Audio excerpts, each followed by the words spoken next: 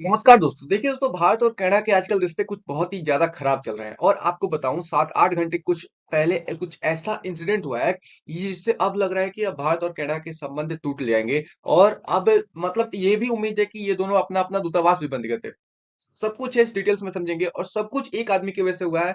ये कौन है? ये खालिस्तानी। सब कुछ ये समझेंगे, एक खालिस्तानी की वजह से दो देशों के रिश्ते कैसे खराब हो गए।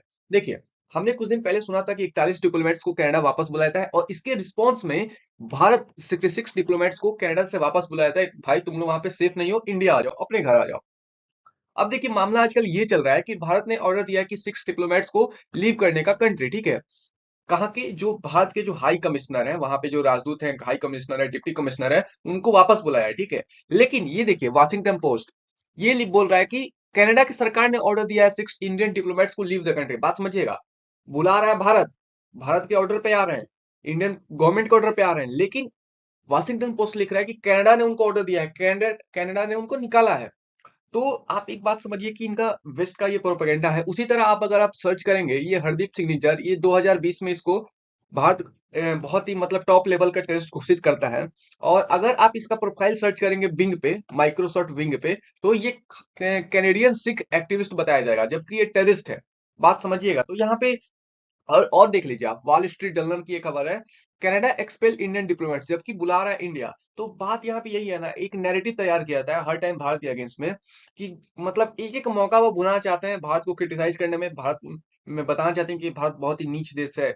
और ये सब होता क्यों है? बेसिकली ये इसलिए होता है ना कि छोटा सा भी कोई बात होना तो पूरी वेस्ट की कंट्री एक साथ मिलके भारत पे अटैक करती है। अभी इसलिए समस्या इनकी क्या है? पूरा वेस्ट कंट्री की समस्या यही है कि भारत एक इमर्जिंग सुपर पावर बन रहा है, इसकी इकोनॉमी इतनी ज्यादा ग्रोथ हो रही है और उनकी इकोनॉमी डाउनफॉल में जा रही है। उनको उतना सुपर पावर नहीं है, फिर भी है जो कुछ भी है, उनको उतना में संतुष्टि नहीं है। थोड़ा ये कमेंट पास करते रहते हैं, थोड़ा बहुत वाहवाही के लिए, वैसे बाकी ऐसा कुछ नहीं है। वो जल रहे हैं। कैसे होता है, आपका पड़ोसी कोई बढ़ रहा होता है तो आपको जलन होती है, सेम लाइक दैट, ऐसे ही वहीं पे हो रहा है। अब देखिए, मामला बढ़ कैसे जाता है। मामला बढ़ तब जाता है जब high commissioner Sanjay Kumar Verma, basically आप बात समझिए, हाई कमिश्नर और राजदूत में बात समझ लीजिए। हाई कमिश्नर उस देश में बोला जाता है जो कॉमनवेल्थ नेशन है। और कॉमनवेल्थ नेशन कौन है? जिसपे ब्रिटेन राज किया है, ठीक है। 54 कंट्रीज है उसके अंदर। देखिए, हाई कमिश्नर और राजदूत दोनों एक ही काम करते हैं, ठीक है। अब जो कॉमनवेल्थ नेशन कंट्रीज है, जो 54 कंट्रीज है, और कॉमनवेल्थ नेशंस के ऊपर ब्रिटेन ने राज किया, तो उसको वहां पे हाई कमिश्नर बोलते हैं। अब बाकी कंट्रीज में उसको एम्बेसडर बोलते हैं, ठीक है। बात समझ गए आप? अब देखिए, बात यहाँ पे ये होगी कि संजय कुमार वर्मा जो हाई कमिश्नर है कनाडा के ऊपर, इनको ऊपर बोला गया कि ये आदमी अपना पर्सनल इंटरेस्ट है। मतलब हरदीप सिंह निज्जर जो मारा, उसके अंदर इनका हाथ भी शामिल है। कौन? ये हाई कमिश्नर है, बेसिकली संजीव कुमार वर्मा, ठीक है। बहुत ही सीनियर टॉप डिप्लोमेट्स हैं। अब इसी पे बात भड़क गया कि भाई तुम हमारे हाई कमिश्नर को कैसे ये बोल रहे हो कि हाई कमिश्नर पर्सनल इंटरेस्ट में है। और भारत अभी तक डिनाई कर रहा है। भारत मांग रहा है इनसे प्रूफ कि भाई तुम दिखाओ इंडिया कहाँ शामिल है। अब इसी में बात भड़क गया और इनके जो डिप्लोमेट्स थे उनको समन कर लिया, बुलाया कि भाई तुम आओ, तुम्हारा खैरियत करते हैं, तुम्हारा हिसाब लगाते हैं। और जैसे ही ये गए, इनका 20 मिनट तक बवाल तरीके से मस्त हिसाब हुआ। और फिर थोड़ी देर बाद भारत ने बोला कि हम अपने जो गवर्नमेंट ऑफिशियल्स हैं उनको हम बुलाते हैं, क्योंकि वहां पे उनकी सेफ्टी का खतरा है। सीधे सीधे उसने बोला कनाडा पर हमें भरोसा नहीं है, हम अपने उच्च आयुक्त को वापस बुलाएगा, मतलब एम्बेसडर, हाई कमिश्नर जो बोले। अब मतलब कि ऐसा नैरेटिव बन गया है ना कि भारत और कनाडा के रिश्ते अब सुधरने वाले नहीं है। और इसी पे लोग बहुत ज्यादा मजे भी ले रहे हैं, क्योंकि देखिए, घाटा तो हम लोग का है नहीं, वो मैं आपको आगे बता दूंगा कैसे घाटा नहीं है हम लोग का। और इसमें कनाडा का ही बहुत ज्यादा घाटा है। आपको बताऊं, उसके बाद एमईए ने इनको बुलाया, डांटा फाटा, और 6 आदमी को इनके ऑफिशियल्स जो कनाडा के, उनको निकाल दिया। तुम भाई बोरिया बिस्तर बांधो और निकलो यहाँ से। अब देखिए, मीम्स तड़ातड़ मीम्स बन रही है, मेरे भारत से निकल जाए बहुत बढ़िया बढ़िया। अब देखिए, भारत ने सीधे सीधे ये बोला है कि जो ट्रूडो की गवर्नमेंट है वो एक्सट्रीमिस्ट और वायलेंस सेपरेटिज्म, जो भारत के अगेंस्ट आंदोलन करते हैं, हिंसा करते हैं, उनको सपोर्ट करती है। अब समझते हैं घाटा किसका है।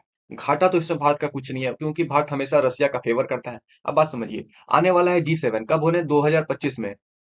ये होगा कनाडा में, ठीक है। और कनाडा के ये रहेंगे, अभी तक तो पीएम है, अगले साल इनका चुनाव भी है। अब समझिए, यूएसए चाहता है कि भारत हर वो मीटिंग में, G20 में, सॉरी G7 में, जो भी मीटिंग हो सब में आए, हमारे भारत के साथ रिश्ते अच्छे हो, क्योंकि ये चाइना को काउंटर करना चाहता है। ये चाइना को काउंटर करना चाहता है और चाहता है कि भारत हमारे साथ रहे। और इसी में अगर भारत इसके हाथ से कहीं छिटक गया, तो फिर एशिया में कोई ऐसा वर्ल्ड पावर नहीं है, इमर्जिंग वर्ल्ड पावर नहीं है जो चाइना को काउंटर कर सके। बात समझिए, इसी वजह से यूएसए हर टाइम भारत को साधना चाहता है, हर टाइम भारत को सपोर्ट करना चाहता है। वही बात है, और इसके ऊपर बहुत जल्द ज्यादा प्रेशर आएगा कि देखिएगा आप 5-6 दिन रुक जाइए, उसके बाद यूएसए कैसे अपना स्टेटमेंट देता है कनाडा गवर्नमेंट के खिलाफ कि भाई तुम अपना ड्रामा बंद करो। जी G7 की मीटिंग आने वाली है, हमारा वर्चस्व कम दिखेगा वहां पे, क्योंकि मोदी जी आप समझ रहे हैं ना कि वर्ल्ड मोस्ट पॉपुलर लीडर है, एक पावरफुल लीडर में जाने जाते हैं, और जहां जाते हैं वहां एक अलग ही फैन बेस है इनका। तो वही बात है, अब भारत के पास मौका मिल गया कि वो बोलेंगे कि हमें G7 में नहीं जाना है, हम ब्रिक्स अटेंड करेंगे। अब समझते हैं सारा रीजन्स। देखिए सारा रीजन्स, पहला पॉइंट ये है कि अगले साल 2025 में चुनाव है, ठीक है। अब ये जो जगमीत सिंह ये दिख रहा है, इसका नाम है जगमीत सिंह, बेसिकली ये एनडीपी का चीफ है, नेशनल डेमोक्रेटिक पार्टी का, ये कनाडा में। और कनाडा के अंदर 18 सिख सांसद हैं, ठीक है। 18 सिख मेंबर ऑफ पार्लियामेंट है, बात समझिएगा। तो अब ये पहले सपोर्ट करता था ट्रूडो को, अब ये सपोर्ट अपना वापस ले लिया है, बात समझिएगा। और ये बोल रहा है कि अगले साल हम प्रेसिडेंट का, पीएम का चुनाव लड़ेंगे।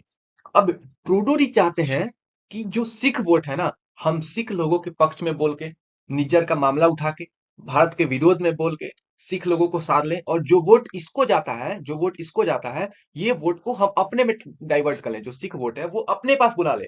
सारा मामला यहीं पे है, समझ गए होंगे आप, उम्मीद में आपको।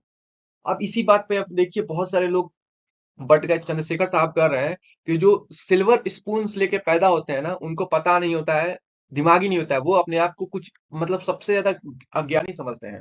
और बहुत सारे मीम्स भी बन रहे हैं, और ये बात सही भी है कि जो सिल्वर स्पून लेके पैदा होते हैं ना, उनको लगता है कि सबसे पावरफुल, सबसे बढ़िया, सबसे हैंडसम, सबसे अमीर, सबसे इंटेलिजेंट हम ही हैं, बाकी और देश में कोई है ही नहीं।